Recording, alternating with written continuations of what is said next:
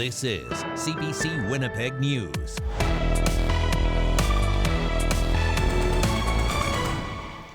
Good evening. Thank you for joining us. Winnipeg police have arrested 2 adults who are now facing charges after more than a dozen families say they found cannabis candies in their children's Halloween bags.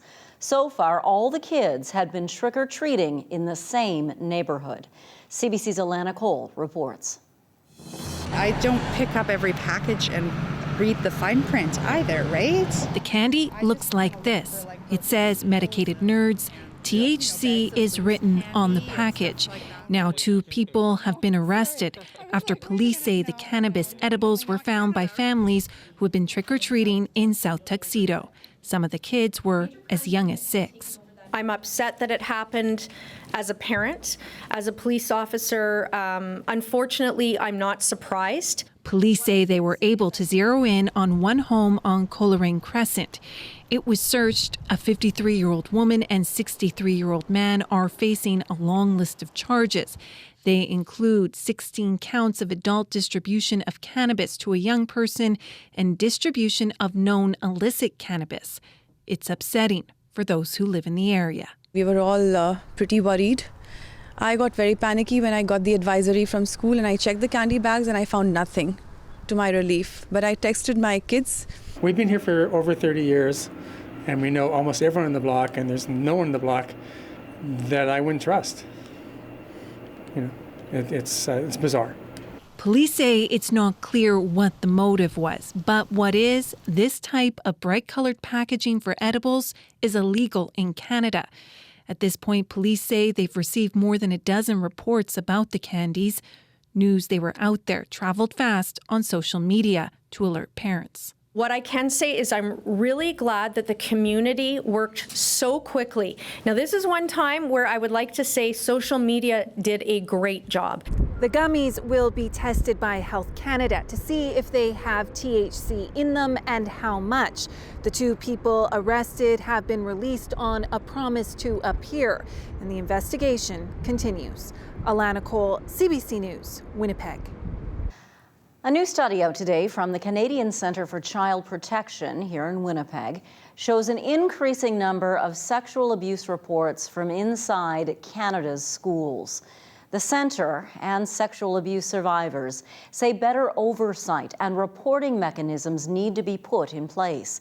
CBC's Julie Ayrton reports. Like, nobody wants to be that principal that ignored the situation. Absolutely. Peter Hamer and Anne-Marie Robinson know all too well about incidents of sexual abuse in schools ignored by school administrators. As a teen, Hamer was sexually assaulted by his music teacher in Ottawa. Anne-Marie Robinson had her own experience with a teacher in Toronto.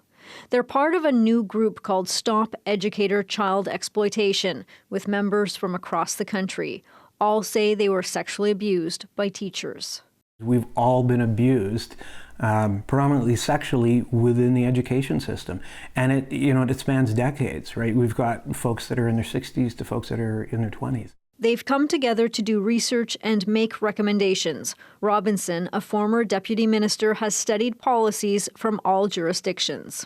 The structures and systems that are in place today to protect children from teacher sexual assault, in my view, are extremely weak. And so I thought, okay, I have to document this. I have to work with others. They've teamed up with the Canadian Centre for Child Protection. In a report published today, the centre found 548 alleged victims came forward to report sex abuse in Canadian schools between 2017 and 2021. With the voices of the survivors underscoring the need for the changes that have to happen based on what they know to be true, based on their own experiences, but also backed by the data of what we're seeing now currently in schools. The calls for change include the systematic collection of information, including a database listing educators accused of abuse. But the main recommendation is for a new office for oversight and reporting, one that would be independent from unions, governments, and school boards. You need a safe place to report. You need a place that you can trust. And you need a place that has a trauma-informed approach and that doesn't have a conflict of interest. These survivors volunteer their time to the cause. They say it's helping them heal, but they want their report and recommendations to get attention from ministries of education across the country. Julie Ireton, CBC News, Ottawa. Now, as you just heard, a main recommendation from that report is for an independent body to be created to investigate teacher misconduct. Manitoba's Minister of Education and Early Childhood Learning was asked if the government would act on that recommendation. We are endeavoring to go ahead and look at what the options are, and that is definitely one of the options, but we're going to definitely be working with, again, our education partners, including the Manitoba Teachers Society, to make sure that we're getting this right for Manitobans. Now, coming up in about 12 minutes' time, I'll speak with Noni Klassen of the Canadian Centre for Child Protection. She explains why it's so important the body be independent of existing education systems. But first, a suicide crisis in Red Sucker Lake First Nation has leaders calling on the provincial and federal governments to do more. As CBC's Matt Humphrey explains, the leaders want urgent funding for a local hospital and better access to health care. All Island Lake community members and leadership are daily trying to help the people who are suffering so much that the risk of suicide is a constant threat. Leaders of some remote First Nations in northern Manitoba say it's time to end what they call a pandemic of suffering. Today, the 5 chiefs of the Island Lake Tribal Council are begging for help. A cross marks where a 16-year-old is buried, one of 2 people in Red Sucker Lake to die of suicide this fall. At least 17 other attempts were made during the same time. The Grand Chief says his community needs what other Canadians have, a hospital and addictions treatment nearby. We have been negotiating with Canada for decades to fund a hospital and related facilities while our members keep dying from preventable deaths. Located in the northeast of the province, the remote communities are most easily reached by plane, but leaders say the cost of flying stops people from traveling. And young people have few activities to keep them busy. There's a lot of drugs and alcohol in our communities. A couple of years ago, it wasn't like that, but nowadays, these new drugs that are coming in our community, it's taking over our community. It is clear to us that there's something inherently wrong with the system that is supposed to provide quality health care for their nations, especially when it comes to the youth. The people died in Red Sucker Lake, but the chiefs say pain is felt across the area. They are calling for help as soon as possible. Matt Humphrey, CBC News, Winnipeg. Indigenous Services Canada says it is working with the communities to improve health services in the Island Lake First Nations. A spokesperson for the province says money has been budgeted for a new intermediate healthcare hub in northern Manitoba, and also that the province is working with local partners to provide better care closer to home. Meantime, Sarah Guillemard, Manitoba's Minister for Mental Health, said an outreach team from the Manitoba Adolescent Treatment Centre plans to visit Red Sucker Lake to offer support. There is a new tool available to help connect people who are looking for home care or respite services in the province with workers who provide those services. Care Possible is a new online platform launched by Manitoba Possible, the group that used to be called the Society for Manitobans with Disabilities. The new online service allows users to create profiles and find workers who match what they're looking for. They can filter by care needs, by language preferences, or even by hobbies and interests. Users can schedule the workers to come in, they can track hours, they can manage payments. Workers can set their own hours and their rates. Manitoba Possible says people want the freedom to manage their own care, but they do face barriers when it comes to finding staff. It's kind of a one-stop shop where they can meet people in their community that are offering these services. They can do some initial interviewing. They can read their profile. They can read ratings and reviews from other people that have worked with this individual. Now, the site does charge a percentage of the hourly rate, but Cook says it still provides savings compared to using an agency. RCMP are asking for help to find a man missing from Ochichek-Kosipi First Nation, which is also known as Crane River. David Sean Sinclair is 43 years old. He was last heard from on July 24th. It's believed at that time he was in Winnipeg, but he's failed to make any contact with friends or family since. He's 5'6", 195 pounds. If you have any information where this man may be, if you think you've seen him, contact St. Rose de Lac RCMP. You can also call Crime Stoppers anonymously. Winnipeg's new mayor, Scott Gillingham, revealed who is in and who is out of his inner circle today. CBC's Cameron McLean has the details. Scott Gillingham made a call for unity in his first speech to City Council last night. My simple ask of everyone in this council chamber tonight, everyone all across the city, is the same. Let us unite to build a stronger Winnipeg together. One day after that speech, Gillingham divided council members between those on the inside and those on the outs. The mayor is required to appoint members of council to serve on the Executive Policy Committee. Janice Lukes, Jeff Brawadi, Marcus Chambers, John Arlico, Sherry Rowlands, and Brian Mays all made the cut. I ran for mayor on a commitment to unifying council, to build a stronger Winnipeg. And I thank these councillors for agreeing to take on these leadership roles.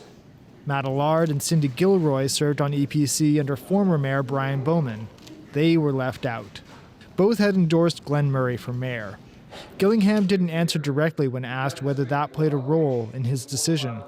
In my meetings with all councillors and my meetings with the Executive Policy Committee, I said, this is not locked in for 4 years. Gilroy says she thinks her decision to back Murray had an impact. It's disappointing, but that's politics. That's how it works sometimes. And I just want to encourage our mayor to really reach out to the councillors that are not on EPC. Allard says he doesn't think being out of EPC will affect his work for his constituents. It's going to, as I know now, as somebody who was a former member of EPC, free up a lot of time for me to do policy research and work with constituents and serve their needs, as well as get ideas from them as well in terms of how to make the city a better place. One councillor happy to be back on the inside is Janice Lukes. She had been cut out of EPC for years under Bowman. She's happy that Gillingham has reduced the size of EPC from 7 down to 6, with no additional members as deputy mayors. It gets me all emotional hearing this because I've been working on this for a long time, because I don't think that the previous model did the residents of Winnipeg well. Gillingham says he'll have to collaborate more with a smaller EPC. Councillors will vote on who will serve on each of the city's committees next week. Cameron McLean, CBC News, Winnipeg. We have a nursing shortage in Manitoba, yet some nurses say they aren't able to work in the province because they can't pass an English test, even though they've lived in this province all their lives and speak English fluently. The CBC's Ian Fraze joins us now live in the newsroom with more on this. Ian, why does this English test exist for nurses? Well, the college that registers nurses says that English language proficiency, there's evidence that it changes over time. It can get better or worse. As a result, they require new nurses to take an English proficiency test, but only if there's a 2-year gap between the time they graduated nursing school and them getting a license. The NDP held a news conference today to call for the test elimination, saying it's much too hard, and people who fail are moving away to other provinces. Tamara Keeper from Oak Pasquia Cree Nation has failed that test 5 times. She says Saskatchewan is trying to woo her over. They too don't understand why I would be required to do an English exam when my education is in English. I was born, raised, and educated in Manitoba. The only language I speak is English. It seems ridiculous. I can understand Tamara perfectly fine. Why are fluent English speakers, particularly Indigenous people, struggling with this, Ian? A doctor who advocates for Indigenous people is blaming a colonial point of view. You bring in English testing that's for European-based, then it eliminates people who are not of European-based. Now listen, my expertise is addressing Racism, Indigenous-specific racism in healthcare. This, to me, smells like white supremacy, affecting a policy or sort that actually denies access to people of color, including particularly First Nations people. And it has to be eliminated.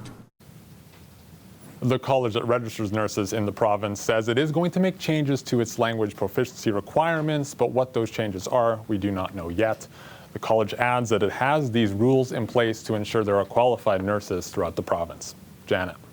Thanks so much, Ian. The CBC's Ian Fraze reporting live tonight from the newsroom. Diabetes Canada estimates that 10 years from now, 1 in every 3 Manitobans will have diabetes. Tens of thousands of us have it now or are at risk of developing it and don't even know it. November is Diabetes Awareness Month. From now until December 6th, every Dynacare lab in the province is offering free A1C blood sugar tests. The company isn't even charging Manitoba Health for this. The real value is in you and your doctor being notified if you have diabetes or pre-diabetes. Treatment could keep you from developing serious side effects.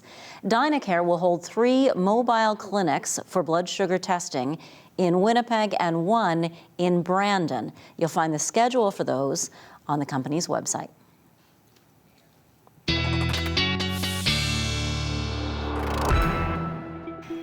Meteorologist John Sauder joins us now. A lovely day here in the south, but we have snow in Thompson. This might be a first, where I show snow pictures in our province and a snowfall warning and record high temperatures in the south, all in the same weathercast. So that's what you're about to see. Let's start with some pictures sent by our CBC Bureau reporter, Ethan Butterfield. This is this morning in Thompson. So it's been snowing through the day in Thompson, settled down a little bit, but I can tell you this, there is more on the way. There's another picture. Looks like the dead of winter. And boy, many people in this office wore shorts to work today.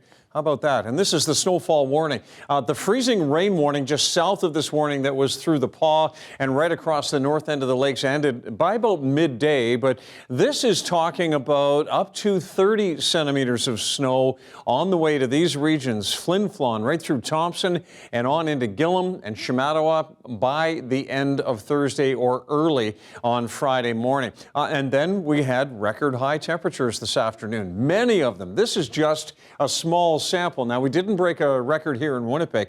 That would have been 21.7, and that was set back in 1903. We made it to 18 degrees, my forecast high, but pretty significant records here, not just by the year. This one's back in 2008, but look how much temperature difference there was in Sprague. 21.3 today, almost 21 degrees in Pinawa, just about 17 in Fisher Branch. The old record was, well, 12 years ago, back in 2010 at 13.5 degrees. So some pretty significant records there, but just a sample. There were probably 10 to 15 records broken. We're about to see clearing here in the south and more snow moving off into northern Manitoba. So you can see the back edge of the cloud just to the west of us. Made for a pretty nice sunset, or is making for a pretty nice sunset now. But this is the snow moving through central Saskatchewan and about to move off into central Manitoba again tonight and on into the north.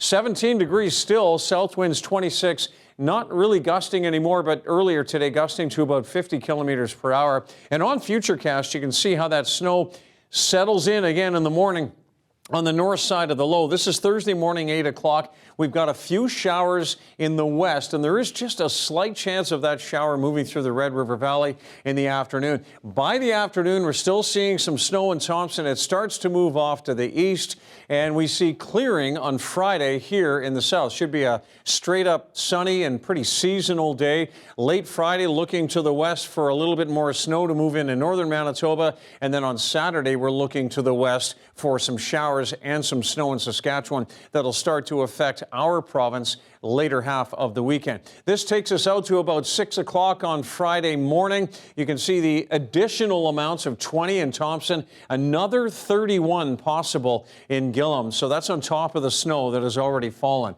Tonight's low, cooler than last night at 2 degrees. Morning temperatures around 3, and it will be a fairly breezy day tomorrow at just 5 degrees, which is closer to seasonal, and only a slight chance of a shower And then we are cooler Friday at 3 degrees, back to 7 on Saturday, some afternoon cloud and a sun cloud mix, and a seasonal 3 for Sunday.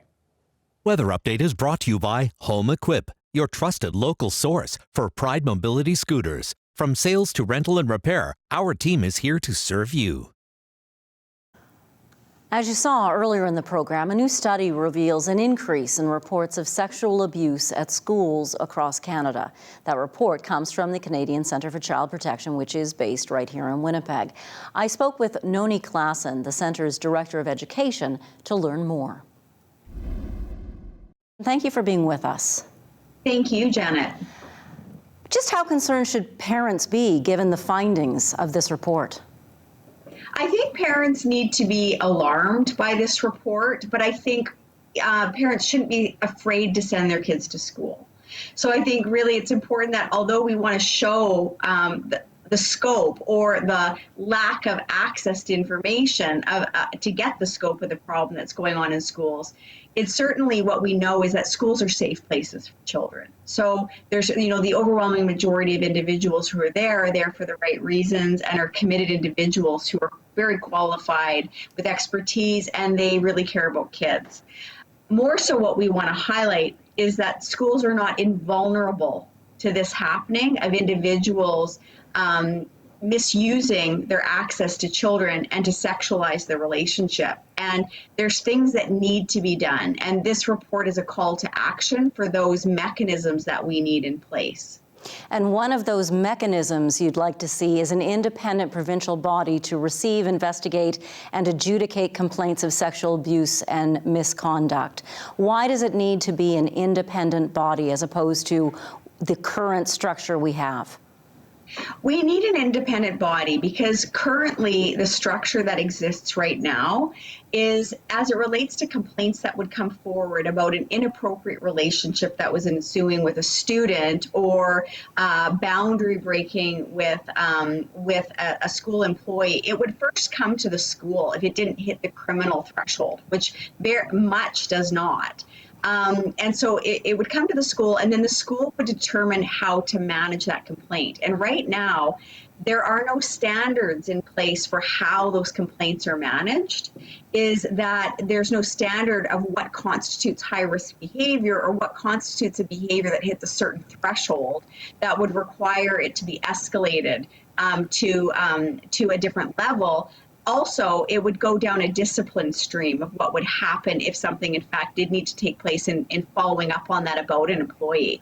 And what we know for sure is that the center of this is a child protection issue, is that we need to look at this from a child protection lens, not from a discipline action lens.